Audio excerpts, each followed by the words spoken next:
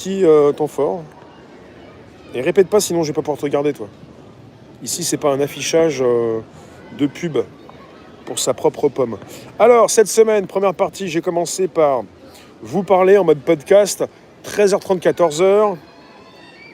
Ça a commencé comme ça commence, ça percute, ça gratte un petit peu. Une intelligence artificielle capable de prédire les lieux et dates de crimes aux USA.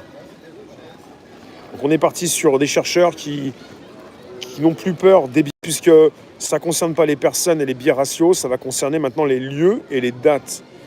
Et on entraîne des algorithmes, on est sur un plus grand degré de précision.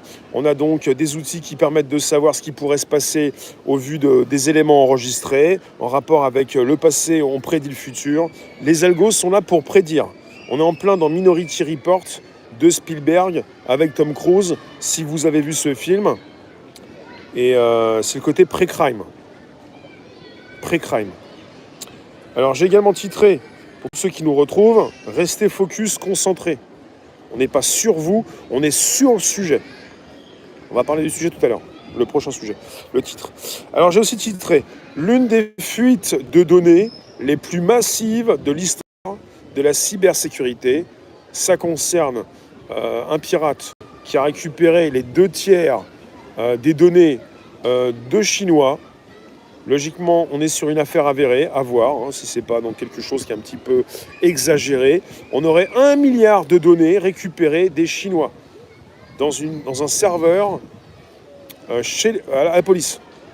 On est parti, c'est la police. Et finalement, on en sait beaucoup sur les personnes, quoi.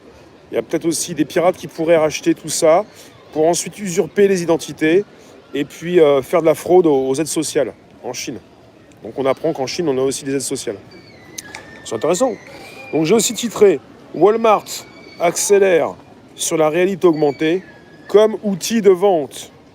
Réalité augmentée surcouche, ce qui s'affiche devant vos yeux, ce que vous avez déjà sur vos téléphones, ce qui de plus en plus va s'afficher dans vos téléphones quand vous avez des applications qui permettent la réalité augmentée quand vous filmez autour de vous, et ce qui va logiquement aussi beaucoup plus s'afficher dans vos prochaines lunettes peut-être ou lentilles, ce qui fait que vous avez des éléments supplémentaires.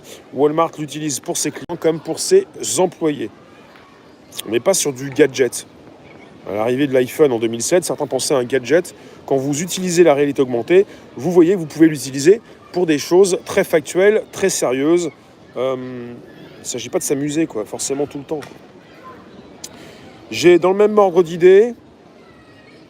Alors attends, lui il pourra pas rester, il me fatigue. On peut pas vous garder avec une assistance. Je fais mon direct, c'est sérieux. Donc on n'est pas là forcément pour accompagner, on n'est pas à la crèche. J'ai également titré Mojo Vision teste ses lentilles de réalité augmentée pour la première fois sur l'homme. C'est le PDG qui le fait. Ça fait des mois qu'on parle de Mojo Vision avec Mojo Lens, une des premières lentilles à proposer une réalité augmentée. Pour tous ceux qui vont avoir besoin, on parle aussi de réparer sa vue, mais surtout de proposer sur l'œil des éléments, comme pour les lunettes.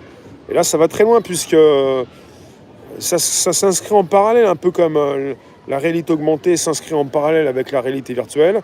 On est parti avec l'installation de la réalité augmentée sur des lentilles. Réalité augmentée sur couche qui se superposent à votre vision pour récupérer ce que vous avez en partie déjà sur vos téléphones. Donc je vous ai titré une IA capable de prédire les lieux et dates de crimes aux USA.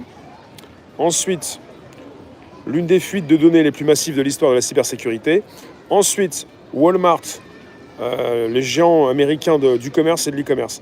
Walmart accélère sur la réalité augmentée comme outil de vente. Et Mojo Vision teste ses lentilles de réalité augmentée sur l'homme. Voici pour cette semaine, pour ce qui concerne les news tech sur un podcast 13h30, 14h qui vous emmène très loin. Ce qui fait que souvent, certains sont partis sur de l'éthique.